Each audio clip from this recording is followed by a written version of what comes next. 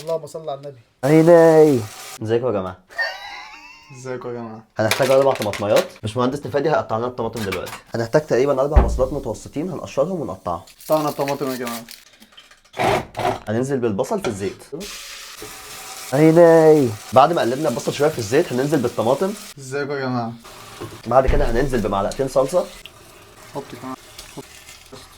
هنحتاج شويه ملح، شويه فلفل اسمر، بابريكا، كزبره ناشفه، شويه كمون، شويه 7 بهارات، مكعب مرقه دجاج. بعد كده شويه دبس رمان. غسلنا الرز هننزل بيه فوق التقليه. ده شبت وده بقدونس مجفف. كده نكون خلصنا الرز بتاع المحشي ويلا بينا نبدا نحشي. دلوقتي هنحشي ورق العنب. يلا بينا. هعلم نفادي يحشي الاول. انا بعرف احشي. هنجيب المحشية كده ونفردها على ايدينا كده. هنجيب شوية رز كده، هنمسك الأطراف نقفلها كده، نضغط عليها ونلف نلف نلف، وبكده نكون عملنا صباع المحشي اهو. هنشوف في الاخر صوابع مين احسن. اهو اهو.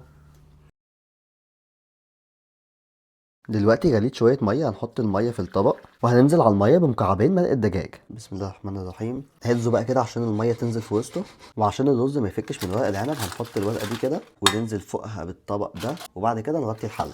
دلوقتي المحشي استوى، نقول بسم الله. اللهم صل على النبي. يا عيني. ندوق بقى ونقول بسم الله الرحمن الرحيم. بسم الله. هو سخن 10 من 10.